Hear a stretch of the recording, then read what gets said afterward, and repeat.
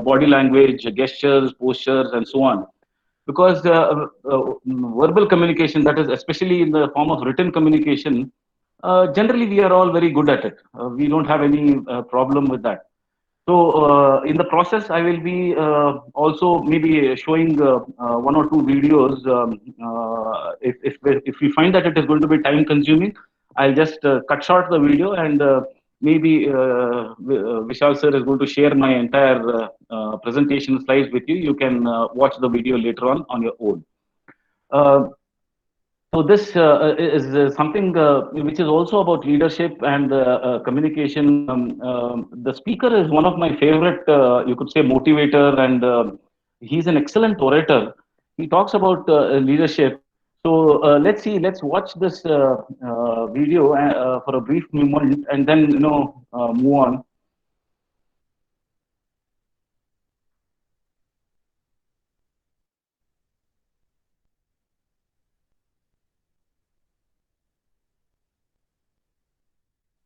The moment you feel this is not worth listening, please skip the video, because I strongly believe in this in public speaking.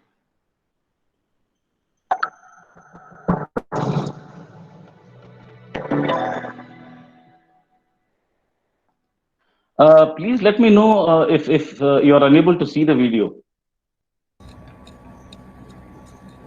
No, sir, we are not able to see the video. A man by the name of Captain William Swenson, who recently was awarded the Congressional Medal of Honor for his actions on September 8th, 2009. On that day, a column of American and Afghan troops were making their way through part of Afghanistan to help protect a group of government officials, a group of Afghan government officials who'd be meeting with some local village elders. The column came under ambush and was surrounded on three sides. And amongst many other things, Captain Swenson was recognized for running into live fire to rescue the wounded and pull out the dead. One of the people he rescued was a sergeant, and he and a comrade were making their way to a medevac helicopter. And what was remarkable about this day is, by sheer coincidence, one of the medevac medics happened to have a GoPro camera on his helmet and captured the whole scene on camera. It shows Captain Swenson and his comrade bringing this wounded soldier who received a gunshot to the neck. They put him in the helicopter, and then you see... So video is not visible, sir. Okay, just a minute then, just a minute.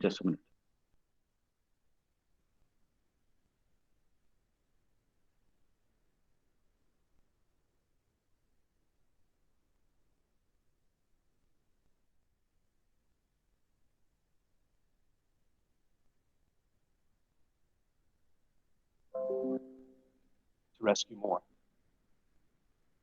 I saw this, and I thought to myself, where do people like that come from? What is that? That is some deep, deep emotion when you would want to do that. There's a love there. I wanted to know, why is it that I don't have people that I work with like that? You know, in the military, they give medals to people who are willing to sacrifice themselves so that others may gain. In business, we give bonuses to people who are willing to sacrifice others so that we may gain. Right? So I asked myself, where do people like this come from? And my initial conclusion was that they're just better people. That's why they're attracted to the military. These better people are attracted to this concept of service. But that's completely wrong. What I learned is that it's the environment. And if you get the environment right, every single one of us has the capacity to do these remarkable things. And more importantly, others have that capacity too. I've had the great honor of getting to meet some of these who we would call heroes, who put themselves and put their lives at risk to save others. And I asked them, why would you do it? Why did you do it? And they all say the same thing, because they would have done it for me. This deep sense of trust and cooperation. So trust and cooperation are really important here. The problem with concepts of trust and cooperation is that they are feelings, they're not instructions. I can't simply say to you, trust me, and you will. I can't simply instruct two people to cooperate, and they will. It's not how it works. It's a feeling. So where does that feeling come from? If you go back 50,000 years to the Paleolithic era, the early days of Homo sapiens, what we find is that the world was filled with nature. All of these forces working very, very hard to kill us. Personal. Whether it was weather, I will just slightly go ahead here. An incident where a passenger attempted to board before their number was called. And I watched the gate agent treat this man like he had broken the law, like a criminal. He was yelled at for attempting to board one group too soon. So I said something. I said, why do you have to treat us like cattle? Why can't you treat us like human beings? And this is exactly what she said to me. She said, sir, if I don't follow the rules, I could get in trouble or lose my job. All she was telling me is that she doesn't feel safe. All she was telling me is that she doesn't trust her leader. The reason we like flying Southwest Airlines is not because they necessarily hire better people. It's because they don't fear their leaders. You see, if the conditions are wrong, we're forced to expend our own time and energy to protect ourselves from each other. And that inherently weakens the organization. When we feel safe inside the organization, we will naturally combine the talents and work tirelessly to face the dangers outside. The closest analogy I can give to what a great leader is like being a parent. What being a great parent is. What do you want? What makes a great parent? We want to give our child opportunities, education, discipline when necessary, also that they can grow up. Nan network chalo da. Nandre ekadre na adra bazuko kutten Wi-Fi bazuko. Opportunity, education, discipline when necessary, build their self-confidence, give them the opportunity to try and fail, all so that they can achieve more than we could ever imagine for ourselves. Charlie Kim, who's the CEO of a company called NextJump in New York City, a tech company, he makes the point that if you had hard times in your family, would you ever consider laying off one of your children? We would never do it. Then why do we consider laying off people inside our organization?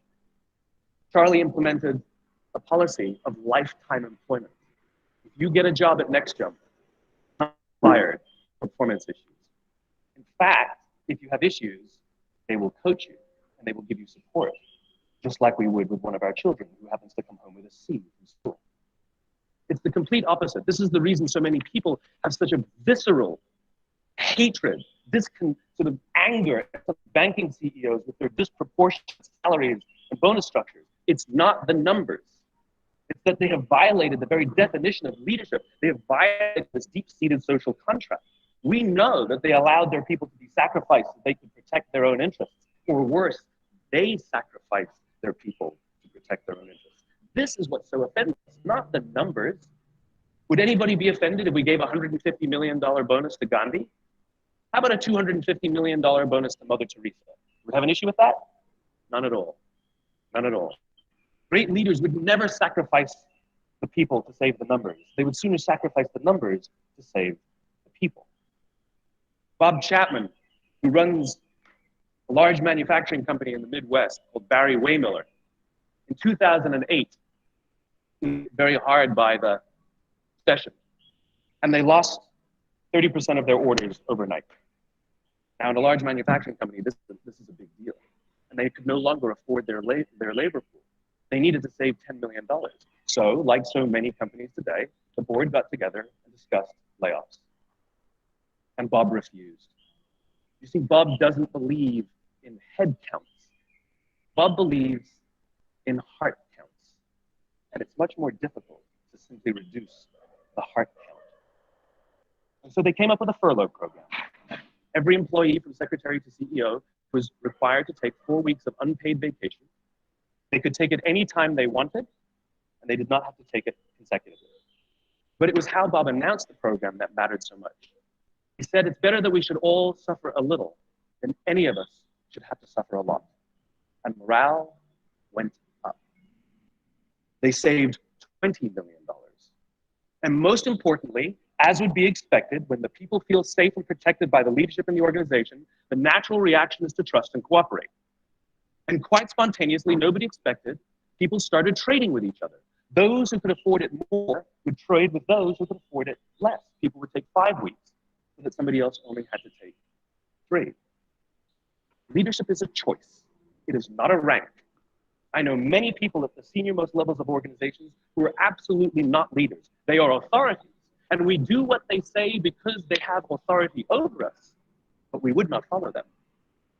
And I know many people who are at the bottoms of organizations who have no authority, and they are absolutely leaders. And this is because they have chosen to look after the person to the left of them, and they have chosen to look after the person to the right of them. This is what a leader is. I heard a story of some Marines who were out in theater. At Marine custom, the officer ate last, and he let his men eat first. And when they were done, there was no food left for him.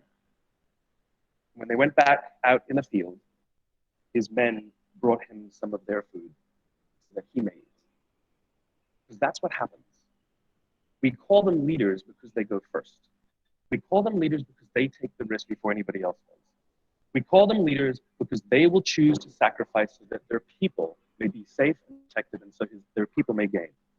And when we do, the natural response is that our people will sacrifice for us. They will give us their blood and sweat and tears to see that their leader's vision comes to life. And when we ask them, why would you do that? Why would you give your blood and sweat and tears for that person? They all say the same thing. Because they would have done it for me. And isn't that the organization we would all like to work in? Thank you very much. Thank you. Thank you.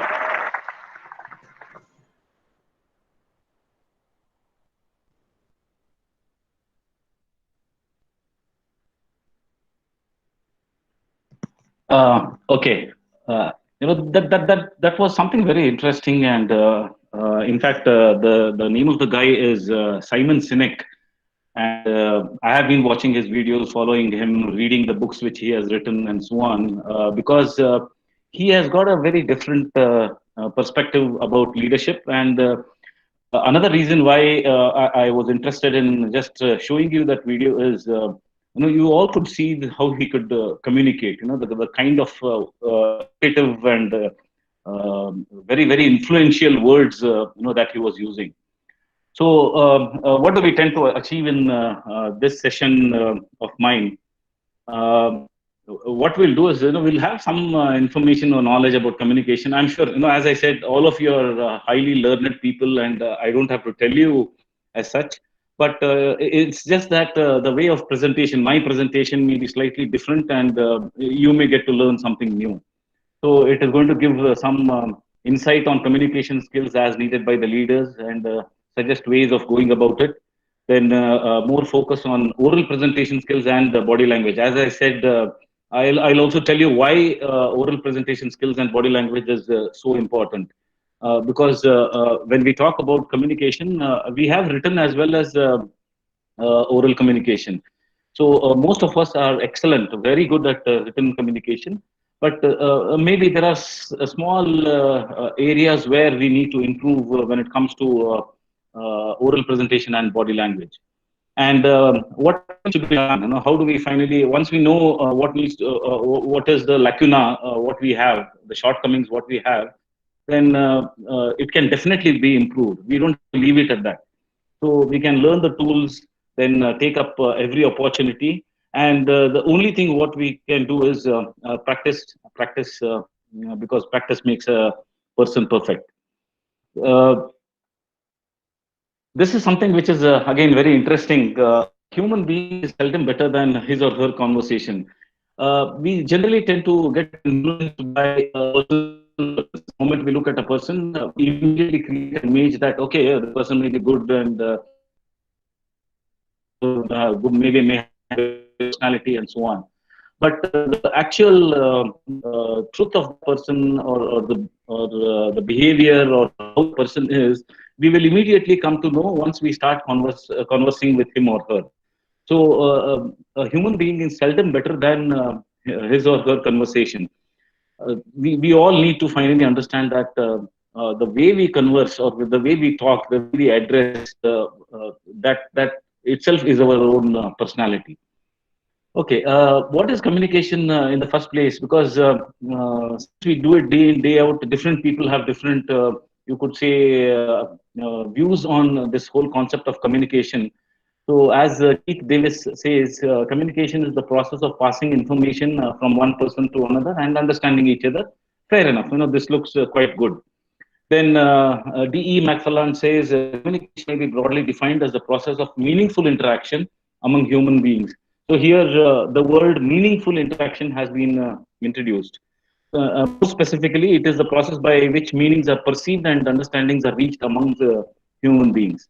Then we have another definition where Peter Little says it is the process by which information is passed between individuals and or organizations by means of previously agreed symbols.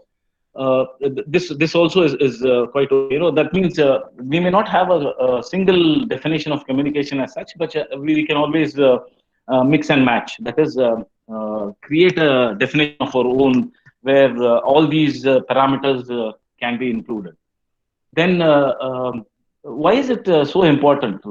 Because I'm sure most of you, being teachers, might have been expressing in front of your students also that please improve your communication, please improve your communication skills, and so on. We need to ask ourselves why. So there are various reasons, and a few important reasons are, for example, the first one, which is extremely important, is it inspires confidence. The moment you are a good communicator, then you won't fear anything. That is, suddenly somebody asks you to come on the stage and give a presentation or give a small talk. I'm sure as long as you are fairly knowledgeable and read, then you will immediately do it. There's absolutely no reason why you would think twice about it. So it inspires confidence. Then we have another thing, that is it builds respect in the business as well as the social life. It helps us make friends. Now, networking in the current scenario, networking is extremely important. So we would like to communicate in such a way that people respond to us. They when I send an email or when I send a message and so on, they respond back to us.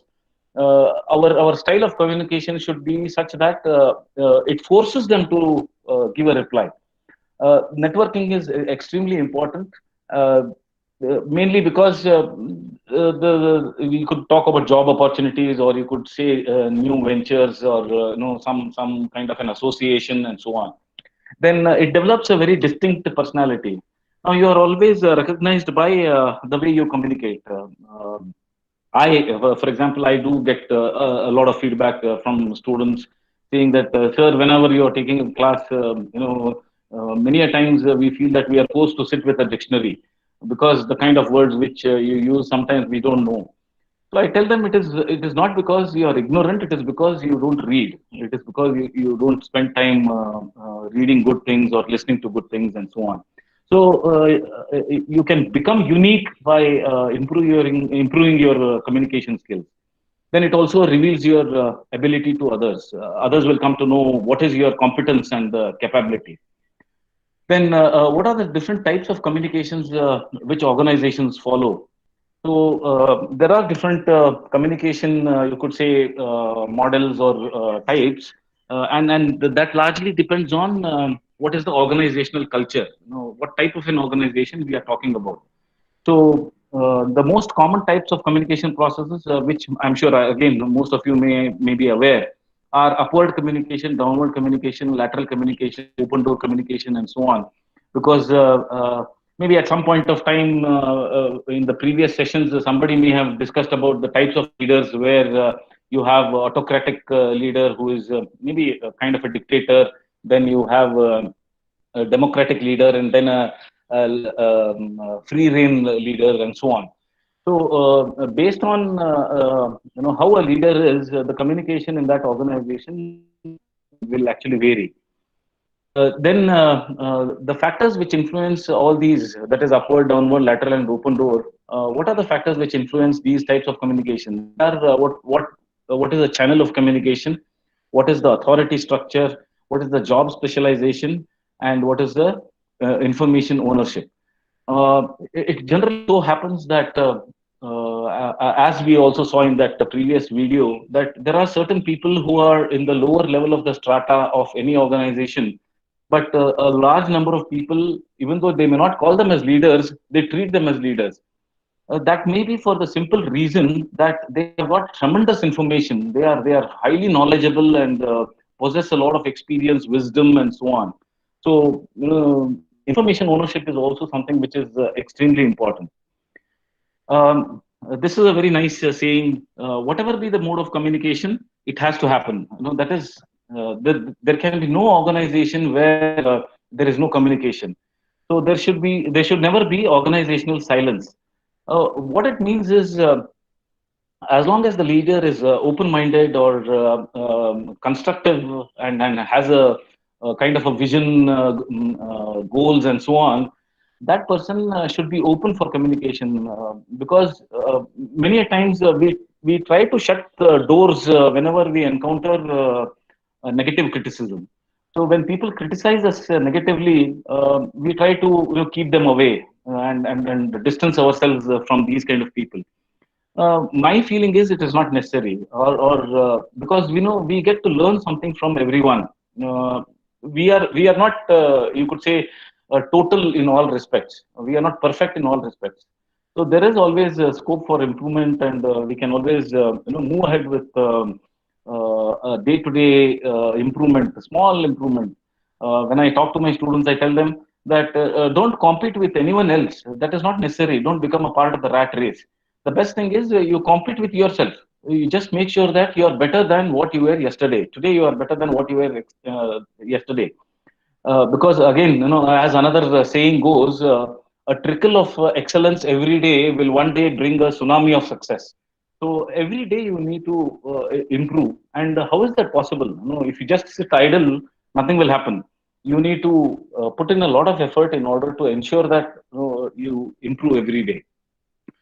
Okay, then the levels of organizational communication. What are the different levels? For example, leaders or managers, they spend majority of their time. Whenever we talk about this concept of management, we have mainly three levels. That is the top level, the middle level, and the lower level of management.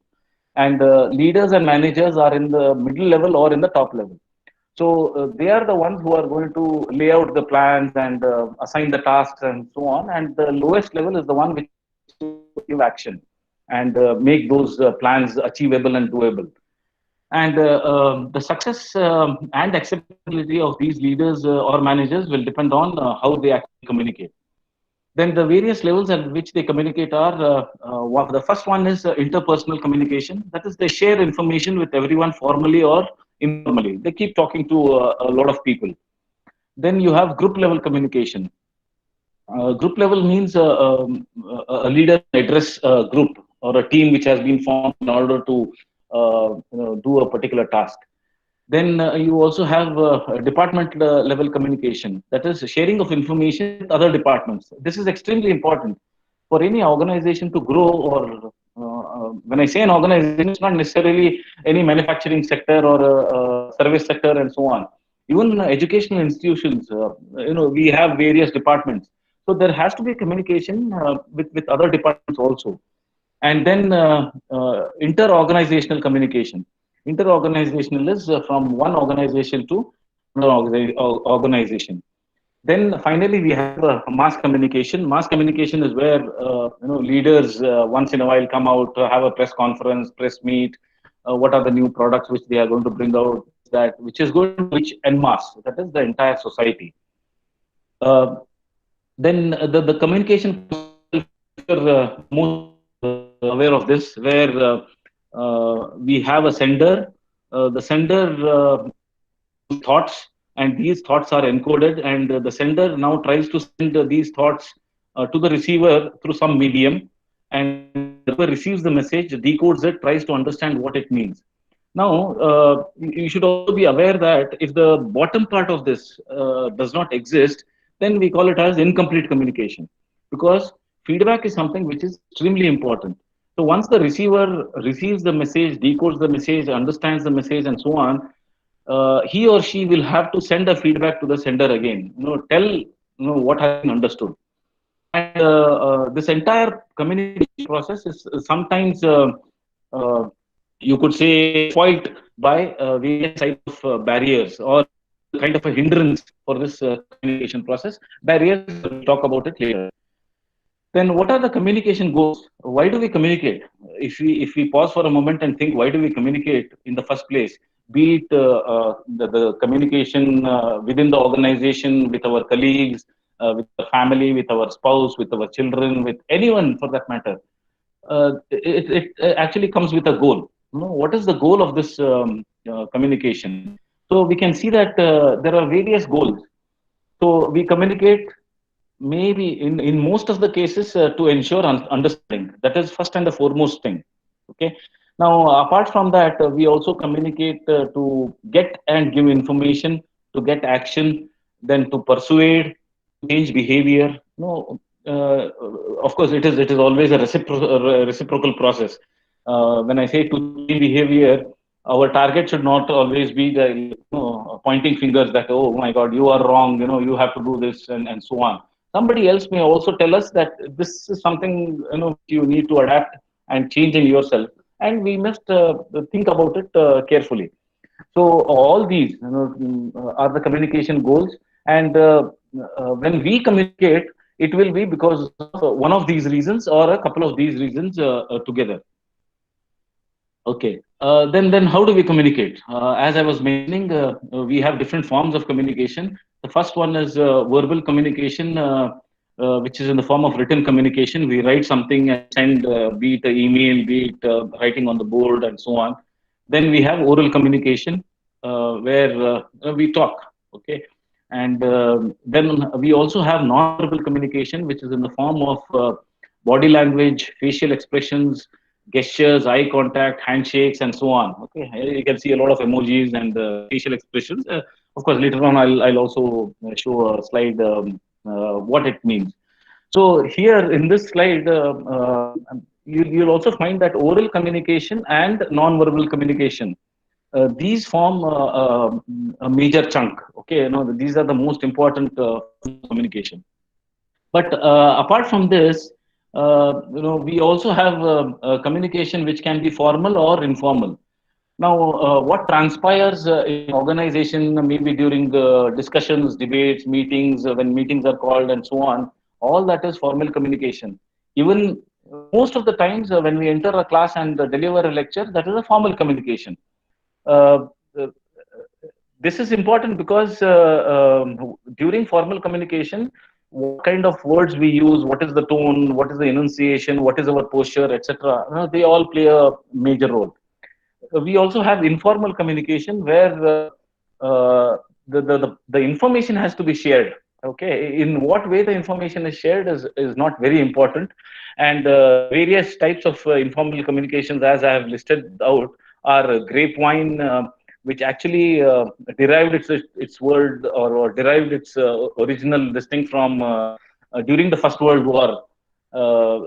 Then we have gossip. We all do it every now and then. And in one of the videos which I'm going to share later on at the end of the session, you'll understand that why we should not gossip, or even if we get involved in gossip, what we need to talk about.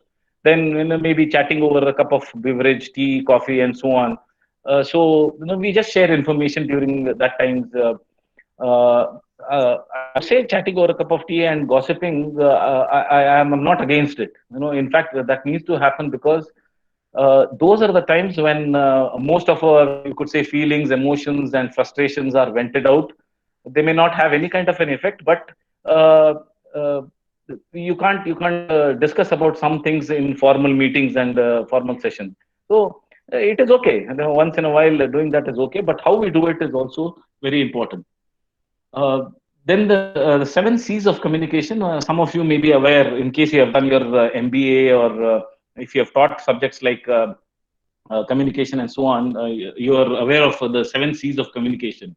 What are these 7 C's? The first one is clear. That is clarity. So, in fact, we don't have voice coaches or oratory skill coaches in India as such. But in foreign countries, we do have such kind of profession where we can change our diction or audibility, pronunciation, all these things.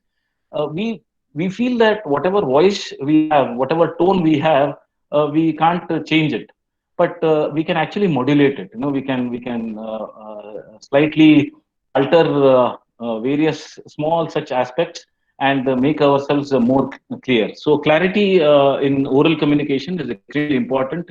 Of course, even in written communication, the thought has to be penned down clearly. Then the correctness. You cannot bluff around all the time. There is no escape. You have to be correct in what you write and what you say. Then completeness.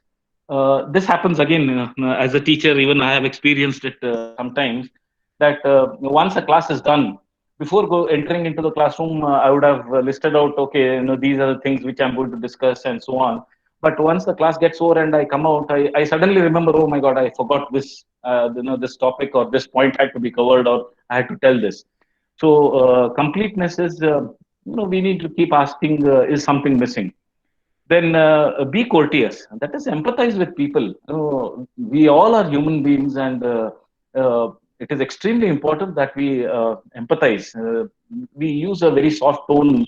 There is absolutely no need to raise our voice at any point of time, even if there is some kind of a disagreement. There are disagreements every now and then, but raising the voice, shouting, and doing all kinds of such things may not help in the long run. Then we have concreteness. That is when you have that conviction in you, when you have that belief in you, make sure that you drive your point. I'm not saying that you need to be extremely stubborn, but also at the same time you need to stick to what the truth is. Then we have concise. This is normally done by young children. If you have children at your house, your kids and so on, when you ask them something, they will start telling a big story. Okay, of course, those stories we enjoy because they are small, and they are finally our children, and we empathize them. But if somebody else tries to do it, maybe our own colleague or somebody else, in order to narrate a very small thing, very small incident, if they start telling a story, then it's quite boring. Sometimes either it is boring or we don't have the time to listen to the entire thing. So be concise. That is, be short and to the point, and be considerate. Okay, so be kind and considerate, which again, in a way reflects courteousness. Then, what are the features of effective communication? Now, the various features of effective communication are active listening. Now, in the present day scenario, this is one of the major drawbacks. This is something which is actually missing. We find that a lot of people are not ready to listen. And in fact, especially during this pandemic, last, let's say about 5, 6 months, you might have come across or read somewhere that the demand for counselors is increasing. It can be for adults, or it can be for school going or college going children and so on. That is the level of stress. People have started thinking in different ways. So, what do counselors do? If you know the main job of a counselor, counselors are basically active listeners. So, as long as you have someone to listen to and you tell out all your grievances, the burden on your heart will go down drastically. So, be a good listener. That is the first feature. Then, making an eye contact. That is when you're talking to someone, look into the eye. Then we have posture, how you sit, how you stand. All these play a major role. I'm quite confident that these go a very, very long way in describing a person's personality. Then use simple language, be it written or oral communication. There is a very common myth. Most of us are aware. For example, there are memes or there are sometimes jokes and so on. I'm not taking away anything from the personality, but when we talk about Shashi Tharoor, whenever he writes something, it is very difficult to understand. Whenever he also expresses something or talks something, it is very difficult to understand sometimes. because of the kinds of words which he uses. Yes, being you could say knowledgeable and having an excellent vocabulary is good, but also at the same time we need to understand whether the person whom we are talking to, uh, that person is going to understand what I'm going to say or not. So as far as possible, use simple language which is very clear and lucid, and then you should have very good questioning skills.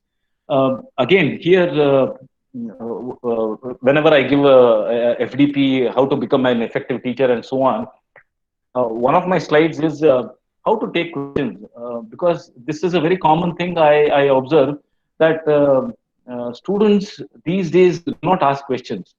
Now, there are various reasons. One of the reasons is they fear that their friends will laugh at them. The question is so simple. If I ask this question, what will others think about me, and so on. But along with that, there is another reason. I have come across such type of teachers where you know, they may not be knowledgeable, or they may not know the answer, because of which they immediately get very angry. When a tough question is asked, and they say, I don't know, stop asking these kind of questions, and so on. And also, they may even go further and keep a grudge on such students. This is completely undone. This is not in the right spirit. So, if because we are all human beings, we do not know entire. We are not a walking encyclopedia.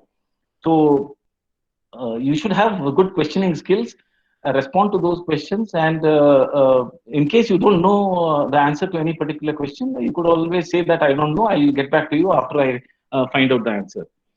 So, what is active listening?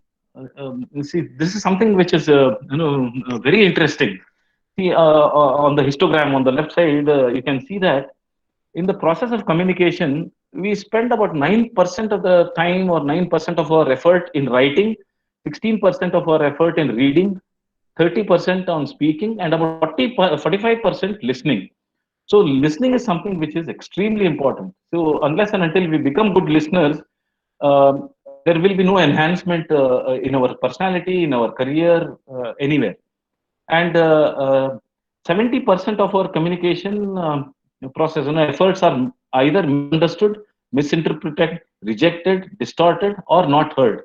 Now, what is the reason? That is, the reason is six people talking in a two people conversation. See, this is a very nice phrase. Whenever I discuss about this phrase, I find it very interesting.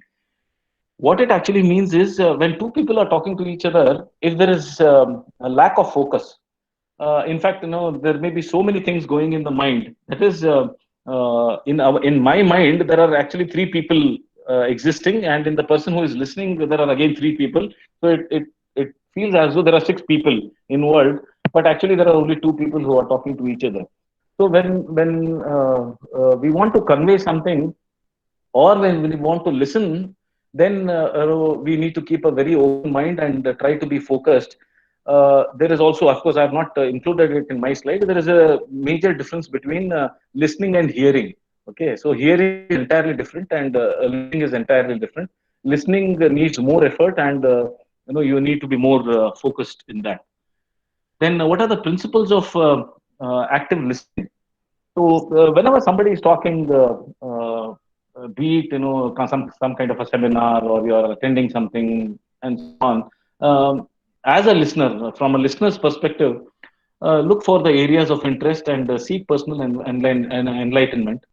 Uh, that is what. I felt that today being the last session, last day, and so on, will it be a repetition for all the participants? Then I felt, let me not take it that way. Let me be a bit positive, and hopefully, my style of presentation will be slightly different from what others have done.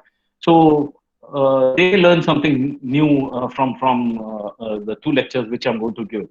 So I move on with this kind of an attitude. Then overlook errors of delivery. Sometimes people do make grammatical mistakes or some kind of mistakes. Of course, it should not happen, but we also should be magnanimous enough in order to overlook these delivery errors, because They happen, they happen once in a while. After all, we are human beings. Then postpone judgment.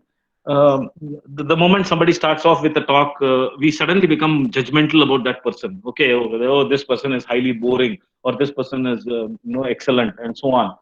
But slowly over a period of time, we'll realize the wisdom, the knowledge, the experience, and so on.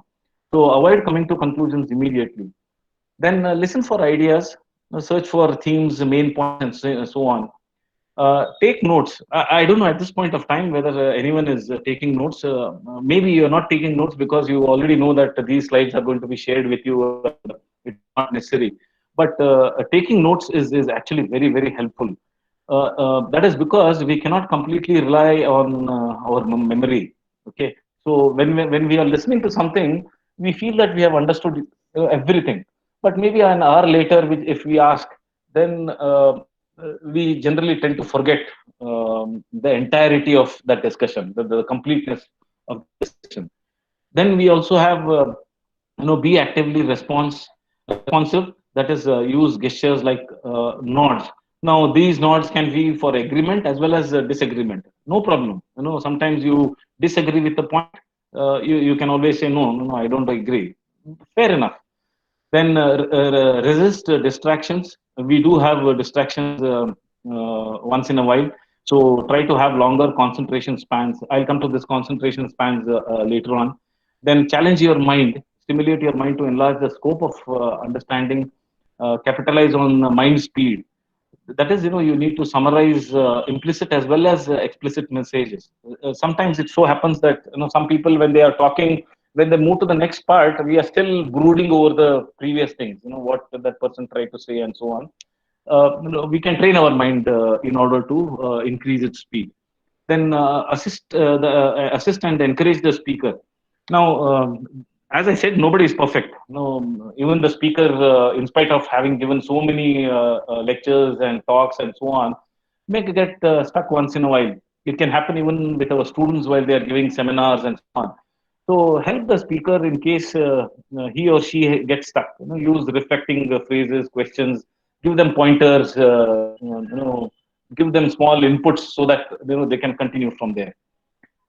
Um, we have something called as the Hurrier model of effective listening. That is, Hurrier is not a word, or it is not the name of a person or something. What it means is something like this. So the Hurrier model, H stands for hearing, then U stands for understanding, then we have remembering, interpreting, evaluating, and responding. As I've been telling, the response, giving a response or giving a feedback is extremely important. Just being a active listener sometimes may not help. After you listen to something, you also have to respond back. You have to give your feedback. So these are the various things. So HURIER means hearing, understanding, remembering, interpreting, evaluating, and then responding, and do it with a true heart. When you are evaluating, when you are interpreting, don't be biased. Don't be judgmental. It can be anyone. So do it with an open mind. Okay, so a good listener is not only popular everywhere, but after a while, he knows something. That is what I said. So when you listen to a lot of people, you tend to become more knowledgeable. You will have more information with you. Then eye contact. Now, be it in a class, be it on a one-to-one basis when you're talking to a single person, be it anywhere, when you're talking, when you're speaking, eye contact is something which is extremely important. Uh, that is because it not only instills confidence in the listener, it also gives speaker the confidence. So when you're making eye contact, when you're talking to someone and you make an eye contact, it increases your confidence level. It also shows how knowledgeable you are, how confident you are, and so on. Because we do come across some such people who either talk to infinity. They are looking somewhere and talking. They are actually talking to you, but they are looking somewhere else. Or in a class, this happens. In fact, I had come across one such teacher. The entire class, the teacher used to handle by looking at one student only. Okay, so this is extremely funny, and it is very embarrassing for the student also. So never deliver a talk looking either at infinity and a particular person. and it is important to scan the entire audience. When I say scan, don't do it voluntarily. Don't do it as if you see from the first row, first person sitting there, and you start moving your head, see the first row, then go to the second row, and so on. At random, you can scan everyone, but you need to make eye contact. Then eye contact forms a part of non-verbal communication. Then looking into the eye of the person you are talking to speaks volumes about your confidence, knowledge, language, and intentions. Now, intentions are also extremely important. You also may have observed that whenever a person is lying, he or she may not look into the eye. Okay, so you will immediately come to know that that person is lying. So looking into the eye and making eye contact also tell you about the intentions of the speaker, as well as yourself, if in case you are speaking. Then smile. Okay, whenever you are giving a talk or something, make sure you smile, because it improves your credibility and overall presence. It does not take much. Okay, so if you keep a grim faced or face which has got naughty eyebrows and so on, then immediately the audience will feel that you are disinterested, or you are under some kind of stress and so on. So smile is one of the greatest assets which one can possess. Then posture, as I said, again, from a leadership point of view as well as from teachers' point of view, both, posture is extremely important. For example, let's see the first one. What do you feel when you see a person like this standing in front of a mic and either doing it intentionally or unintentionally with legs shaking and so on? You will suddenly feel that the person is tensed or anxious and nervous and so on. Similarly, we have somebody who has eyes wide open and in a state of shock when he sees a large audience. That is fear. Okay, the stage fright, as we call it. But if you look at this, you'll find that it is a very pleasing stance. Okay, this is a very pleasing posture. We may or may not have a podium in a class or something like that, but this kind of a stance is always helpful. You can also see a smile on the face of the speaker and so on. Then non-verbal communication and why it is important. As I said, oral communication, this non-verbal will include oral communication as well as body gestures. So why is it so important? So you can see that body language, it makes up for about 93% of human communication. Okay. Uh, I can hear some disturbance. Could you please turn off the mics, please, all of you? Kindly mute yourself.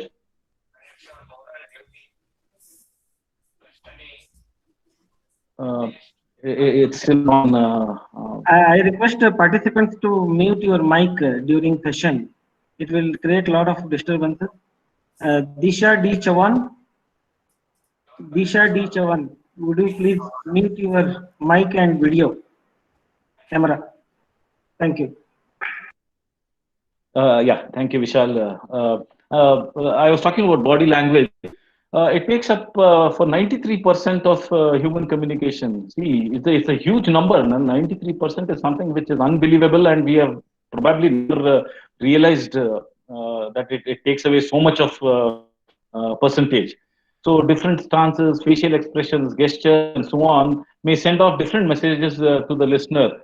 How we stand, how we place our hands, what is our facial features, how are they, and so on. Everything plays a major role.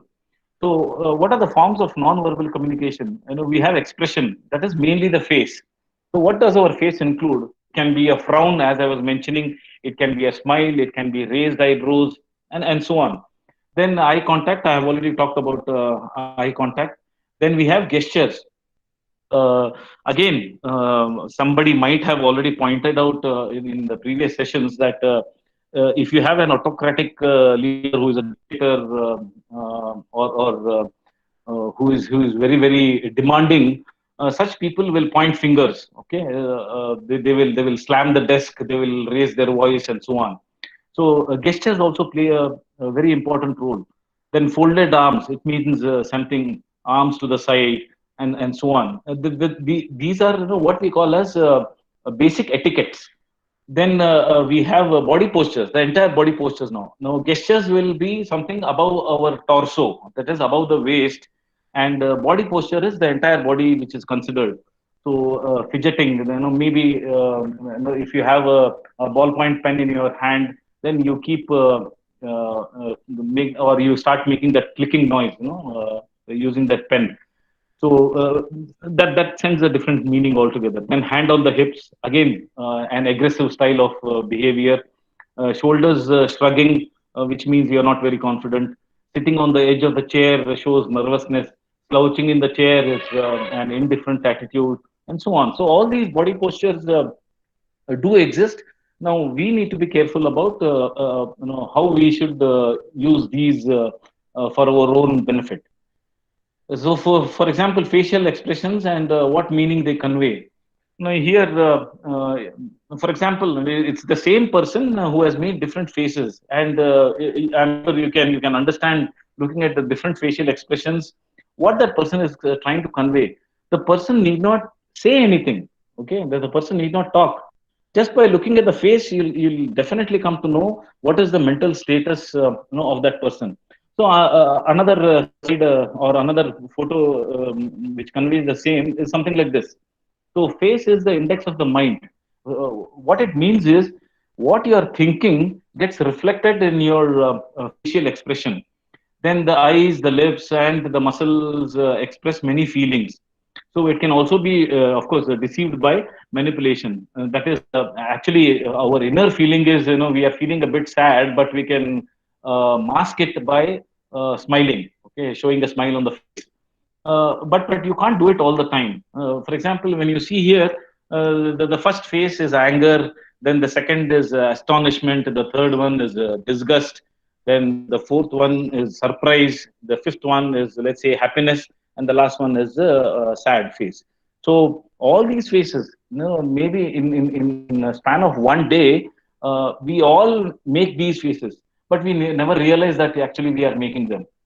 But when we have these facial expressions, it definitely conveys meaning to the others. The people who are in front of us will immediately understand what is going on in our mind. Uh, then public speaking, this is something which is extremely important because we all are involved in this public speaking and how to excel as an orator. So uh, the first question is it an art or a science? Okay. Now, the answer to this question is it is a perfect blend of both. Okay. It's a beautiful blend and a mixture of both. Public speaking is an art as well as a science. Now, why do we call it as a science? People can understand that okay, public speaking is an art. Good orators have all kind of mannerisms, gestures. They have got excellent skills and so on. But why do we call it as a science? We call it as a science because it needs a lot of preparation and practice. Okay, so you can't just become an excellent orator overnight. So there is preparation. There are ways in which it can be done, and there are tips which can be taken into account, and then we can say that it can be treated as a science as well. So it is an art and as well as a science. Then the next question is, are excellent orators born or is it something that can be imbibed and nurtured? Uh, how do, see, when we look around, we say that, oh, so somebody has a magnetic personality, somebody is highly charismatic, and, these kind of things we say about some people. Now, if we again ask ourselves, why do we, or why have we created this impression about, these people? One of the reasons is because they are excellent speakers. So, are excellent orators or speakers born, or is it something that can be imbibed and nurtured? Obviously, it is something which can be imbibed and nurtured. Uh, that is for the simple reason is, it comes from my own experience. I still remember that when I joined teaching profession and I was supposed to handle my first lecture. During those days, there was nothing like FDP and all. 30 years back, nobody used to train us. the head of the department called me and said, no, you have to go and take this class maybe tomorrow or day after tomorrow and start preparing. So I prepared wonderfully, 4 pages, and very nicely. I thought, okay, this is going to suffice for 1 hour and so on. I went into the class. Of course, since I was a fresh graduate during those days, joining teaching profession just with a BE degree was also allowed.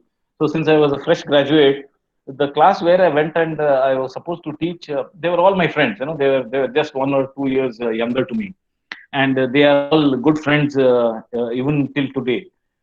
Whenever I meet them, they still remember my first class. I went inside and I started delivering the lecture. What I thought was sufficient for 1 hour got over in maybe 20-25 minutes.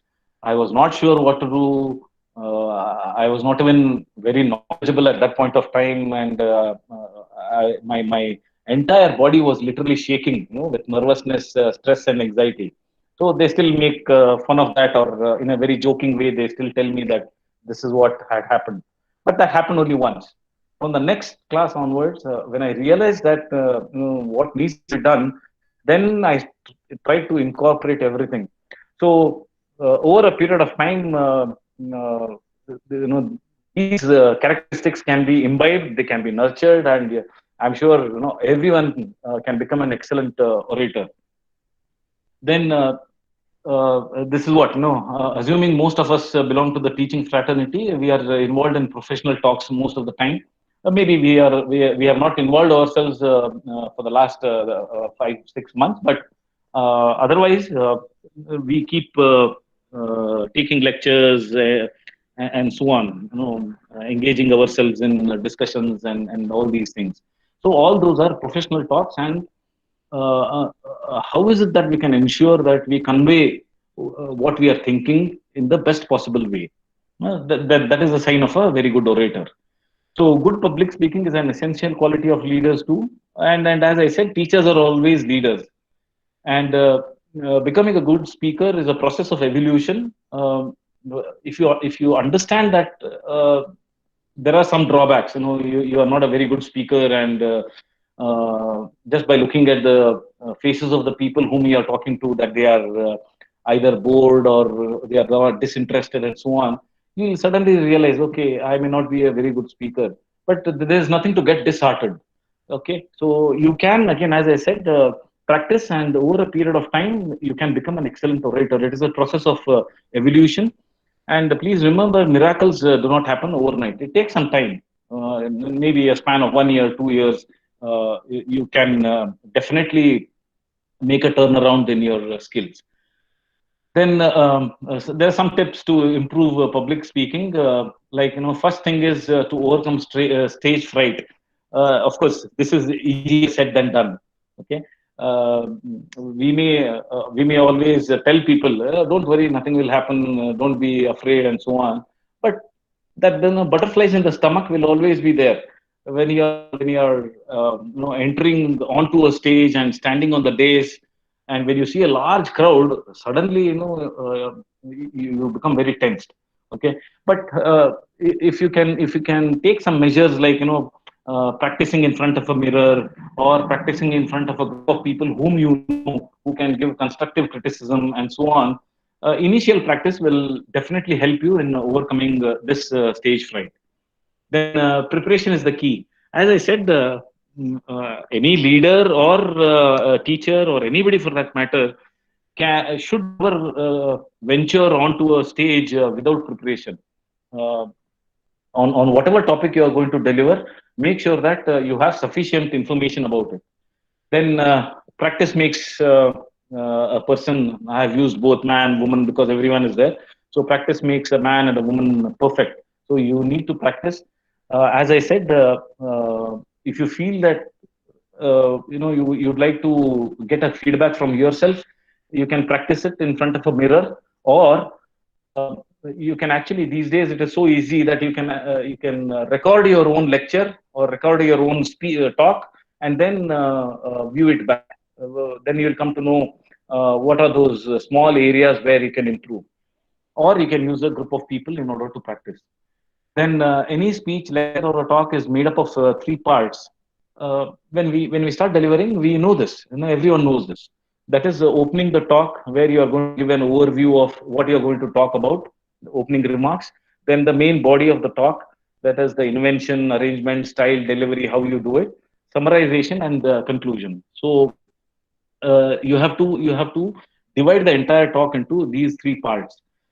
Then any talk or a lecture can never end without a question answer and a feedback session. This is more so with regard to public speaking. However, in classroom teaching, maybe there can be a question answer session. You don't have to take a feedback every day.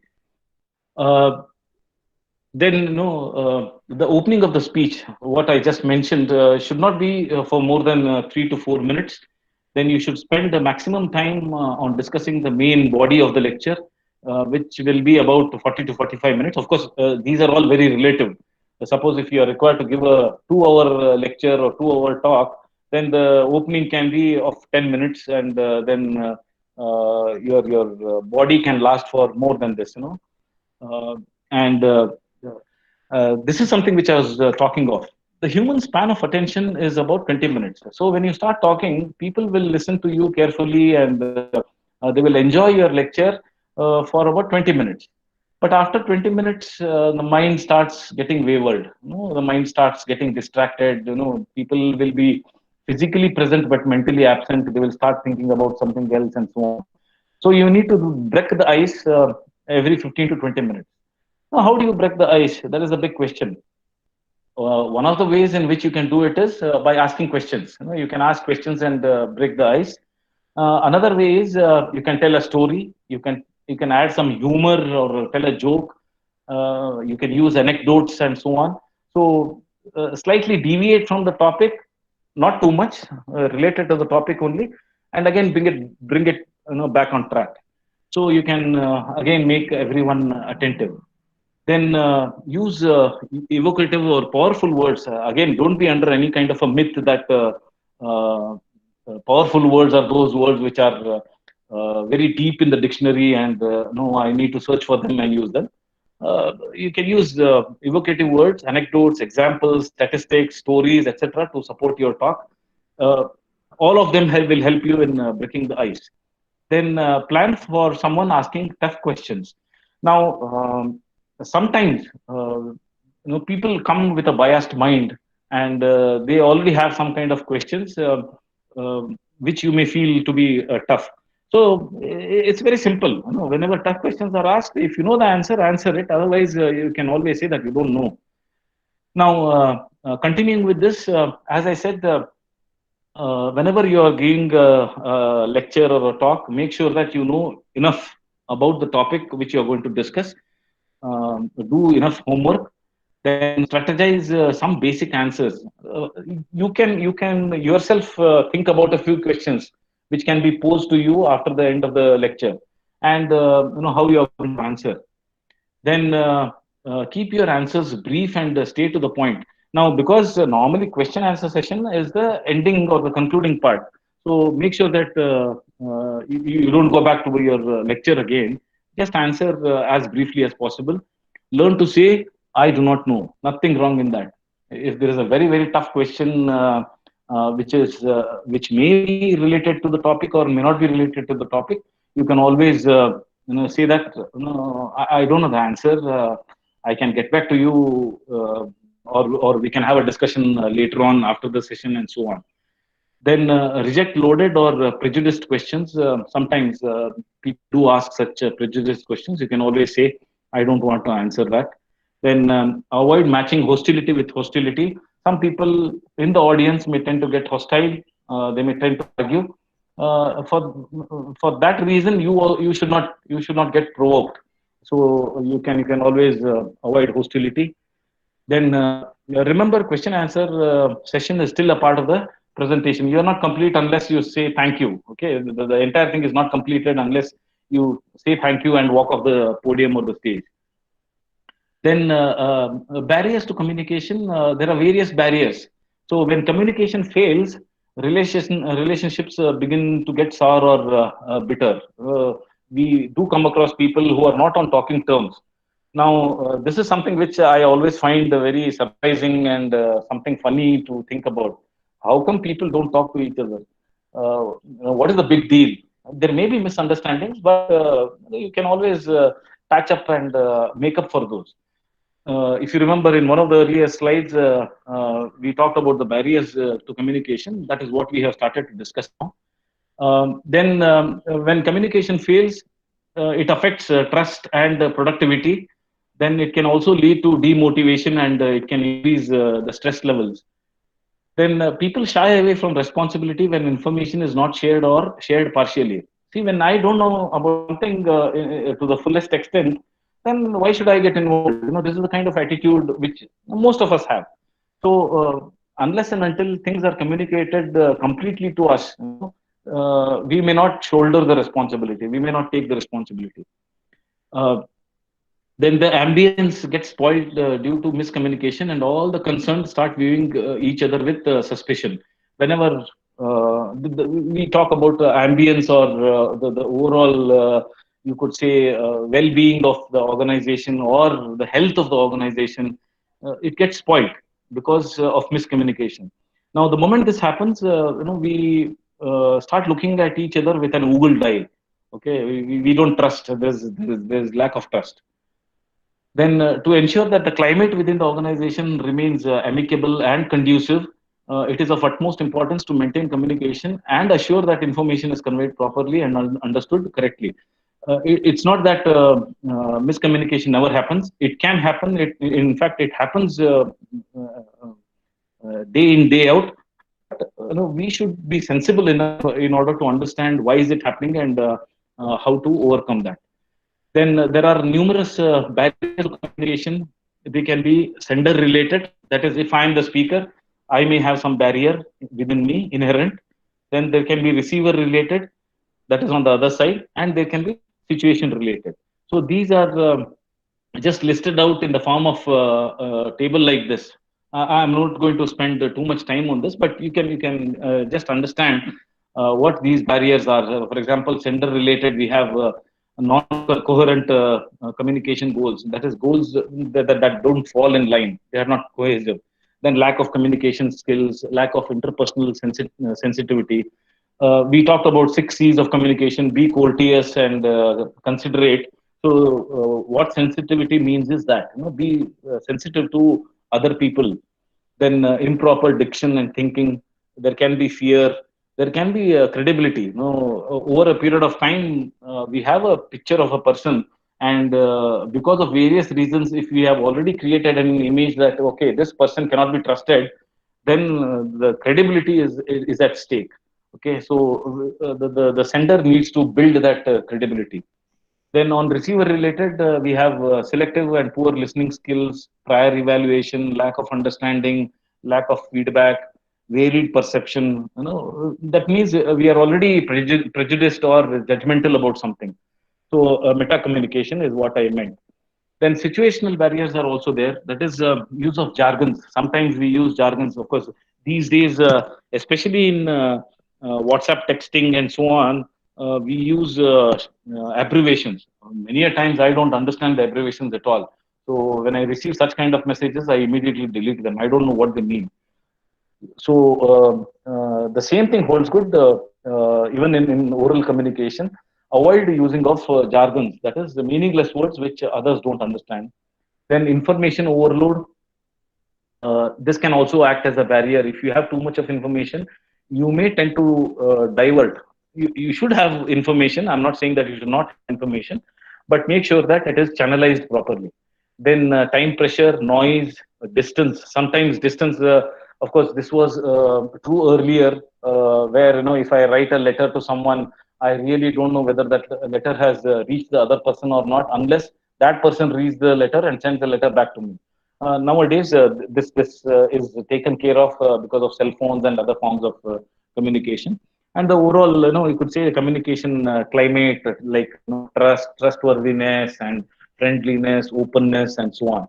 So these are the situational barriers. Then some universal rules to be a good speaker. Very quickly, I'll go through this. We are almost coming to the end of the first session. So articulating clearly, use clear sentences, words, and so on, grabbing the attention of the audience with a powerful opening. This comes by practice. This does not happen again, as I said, immediately.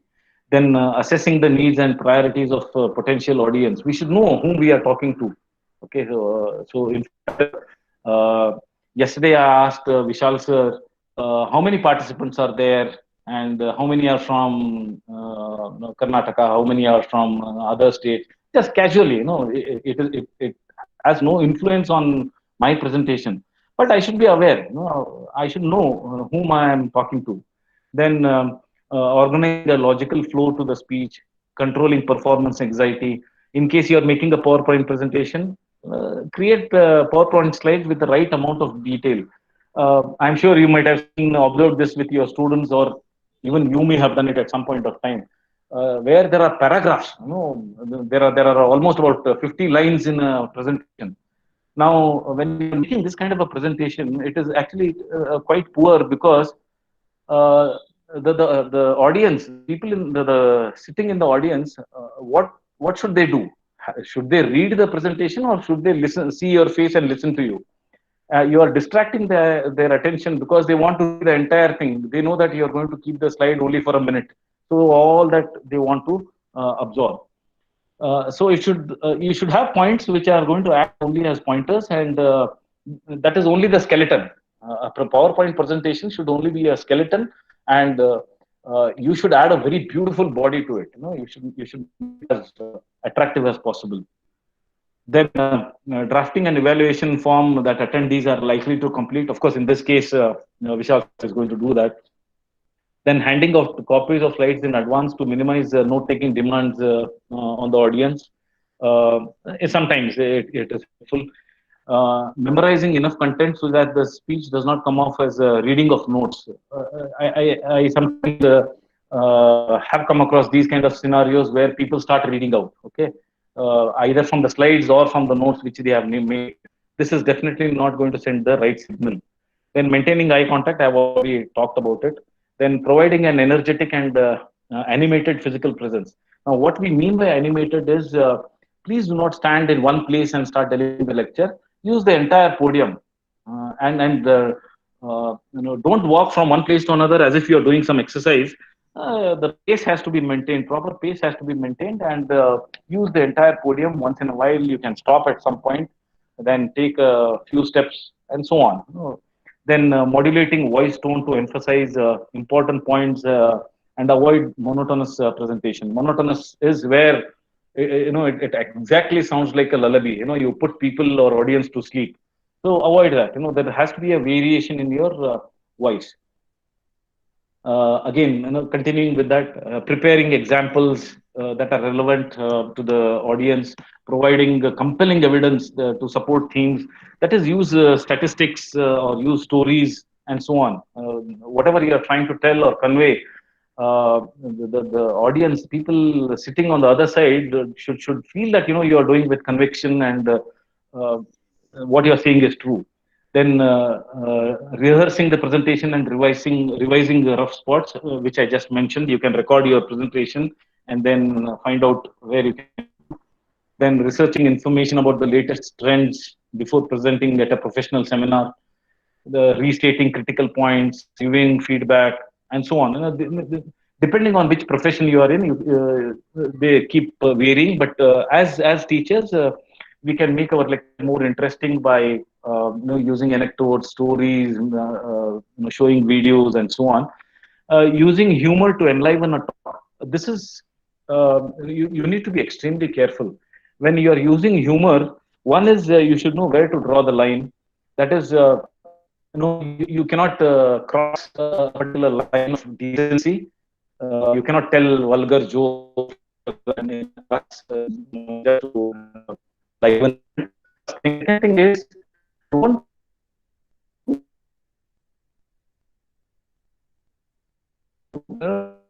if joke, or in fact, the best thing is, jokes, make a joke something about yourself. There's nothing wrong in that. Now, people who laugh at themselves are those people who are extremely confident. They don't care about anything else. So whenever you are using humor to entertain a talk, please make sure that you know where to draw a line. But humor can make a talk very interesting. Okay, we are almost on the stage. I'll show you another video how to be a good orator and what to avoid and so on. I'll just share this video again. I have this question for you. What do you mean by learning public speaking skills? Is this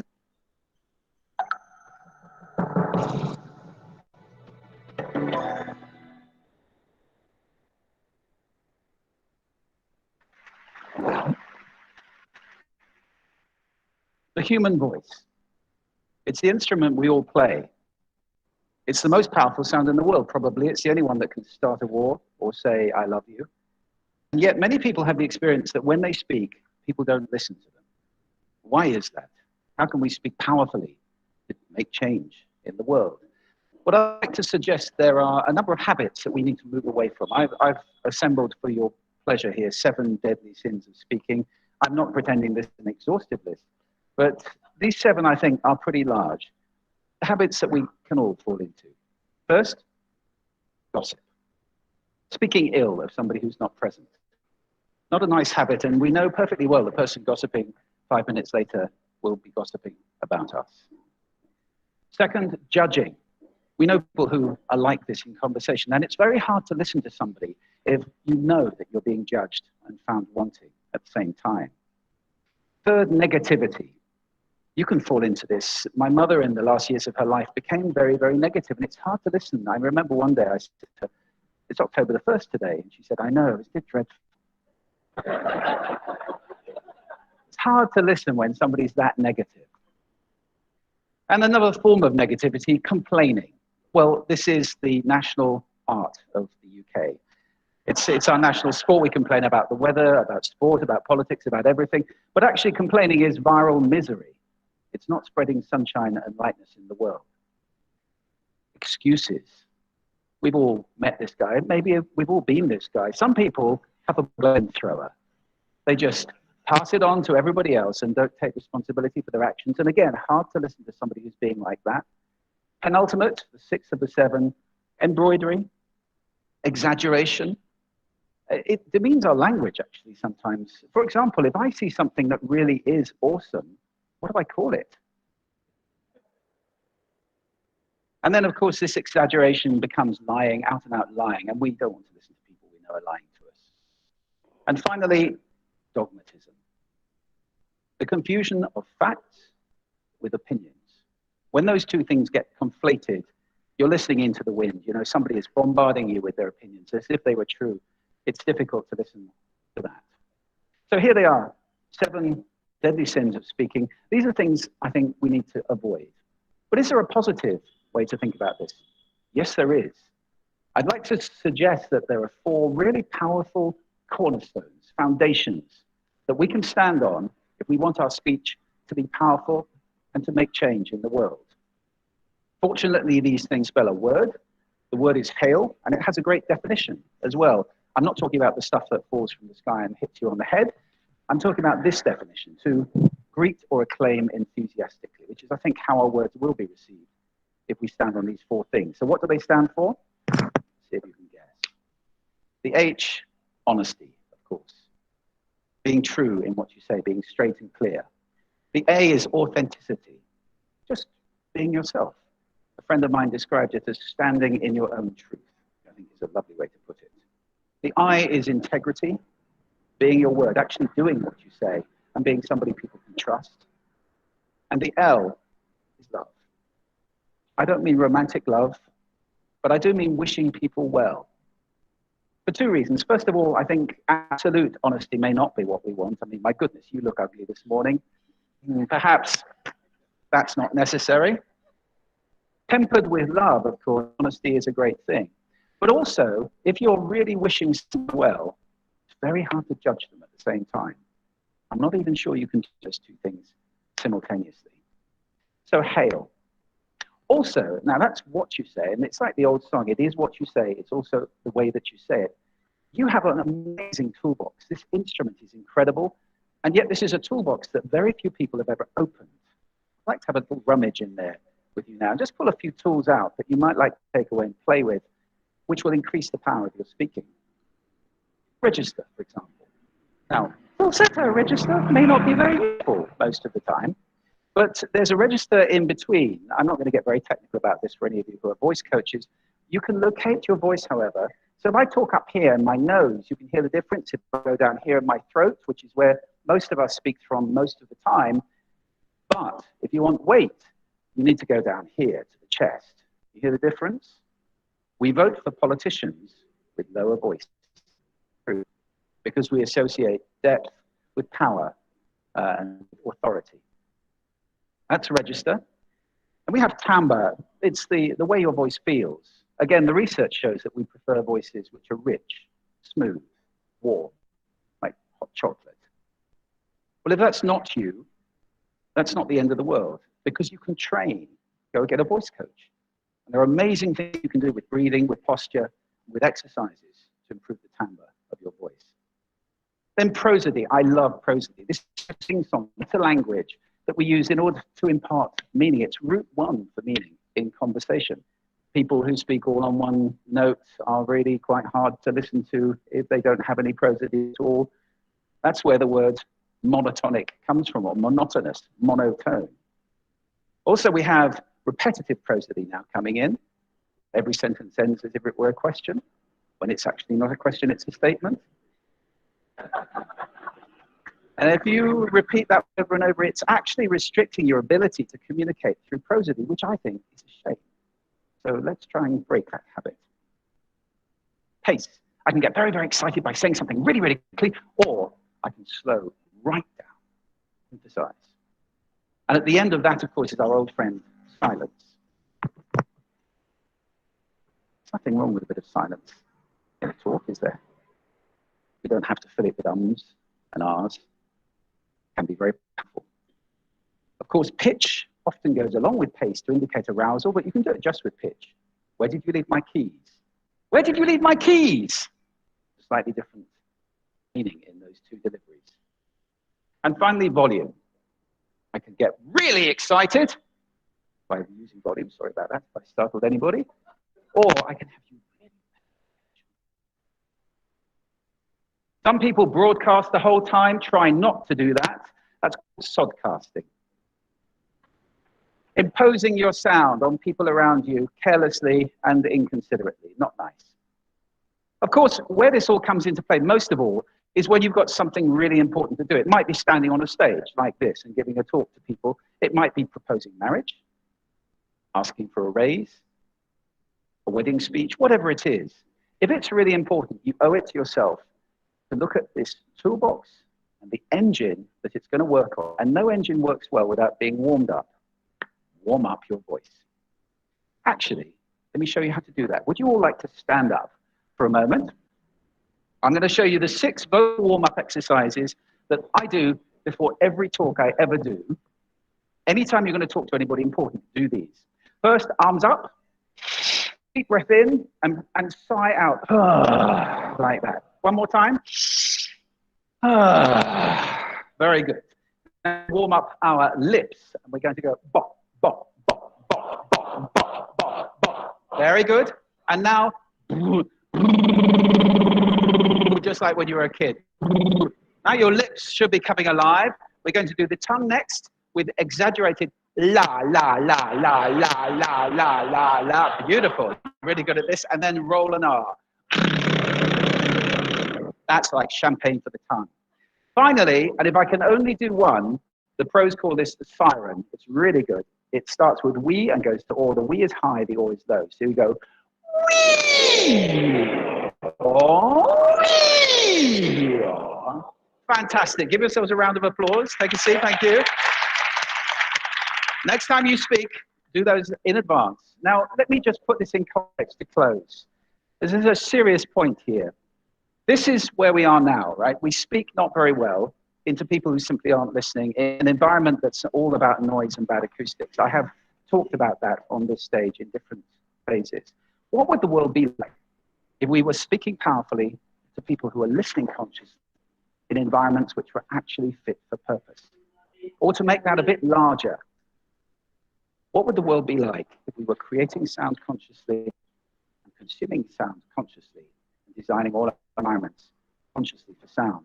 That would be a world that does sound beautiful, and one where understanding would be the norm.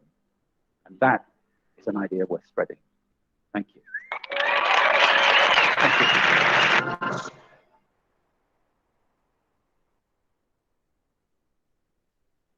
What do you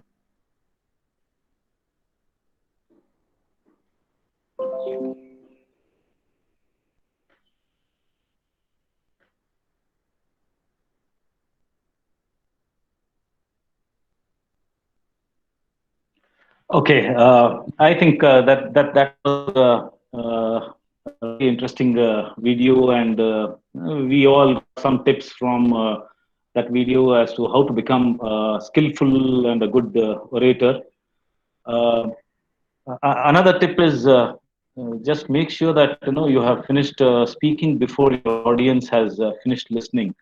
What it means is, again, we'll come back to the same point that don't keep on talking continuously on and on and on, because people generally tend to get bored after a certain point of time. So before they start talking amongst themselves, make sure you finish your speaking.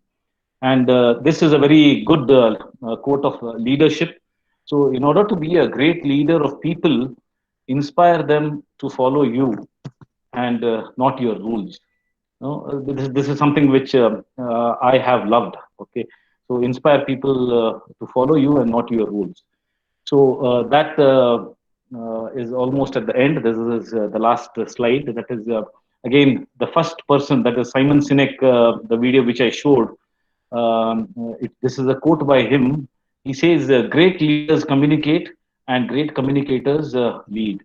That is, in case you want to be a great leader, one of the most important traits or characteristics which you need to develop is to learn to how to communicate effectively.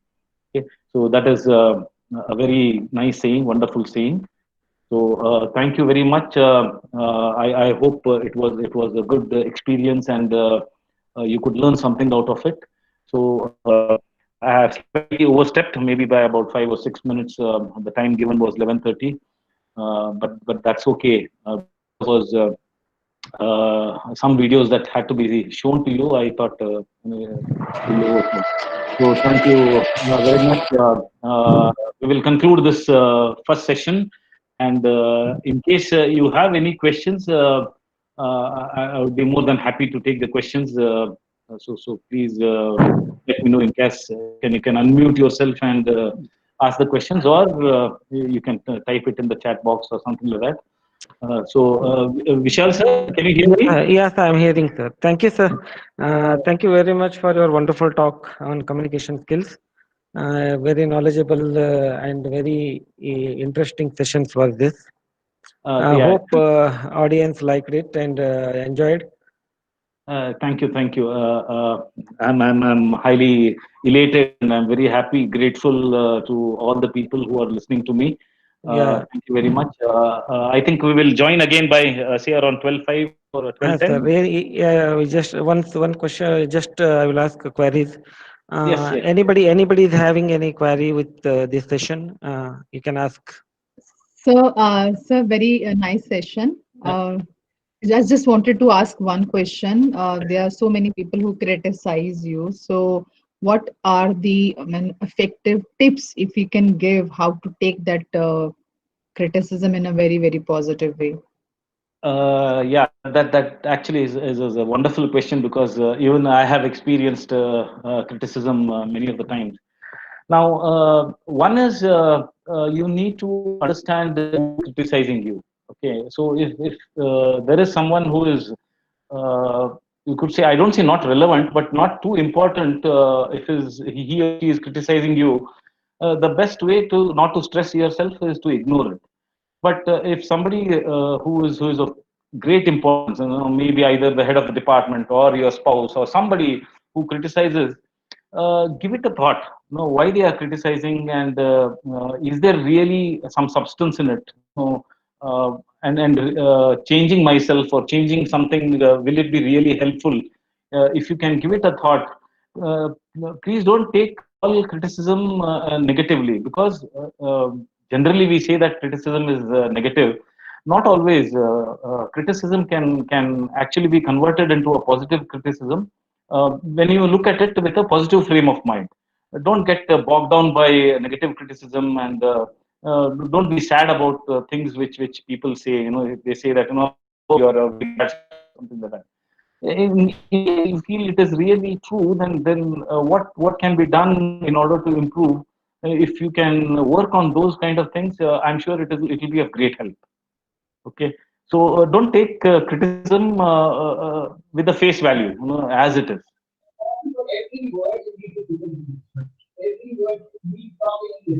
I'm sorry. I'm sorry. I'm unable to hear you. Maybe if you can be slightly clear in your question, I can answer that.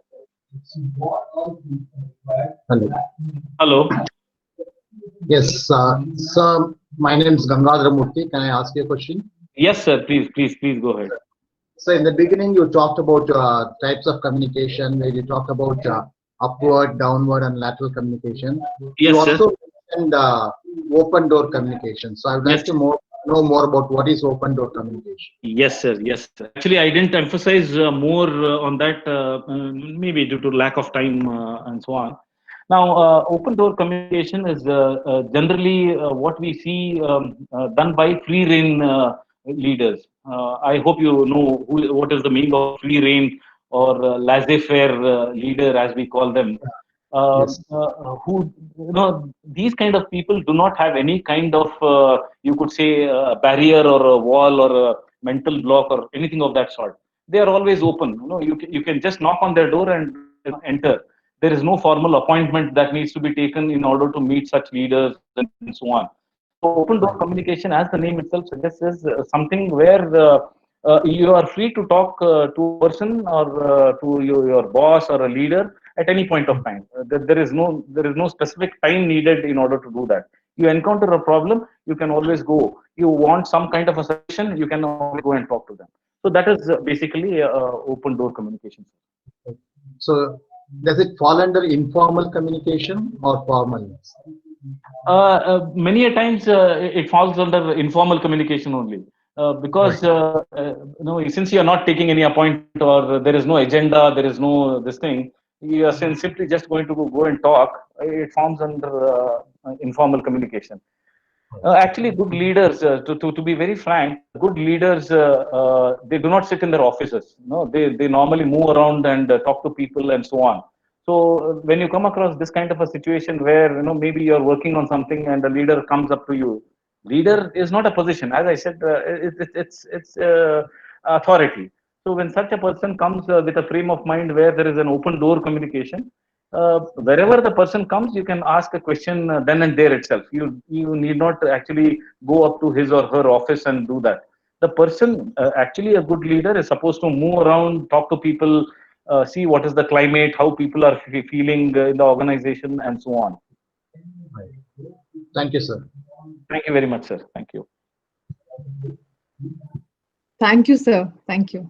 Anybody is having queries?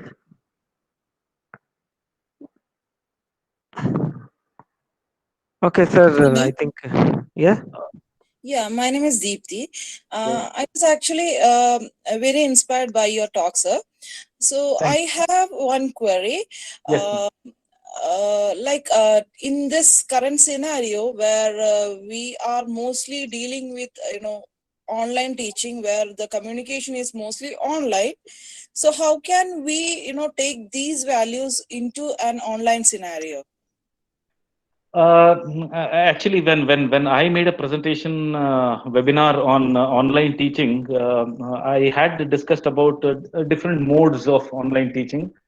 I'm not sure if you carry out this online teaching using Google Meet or Zoom or Cisco WebEx and so on. There are various platforms.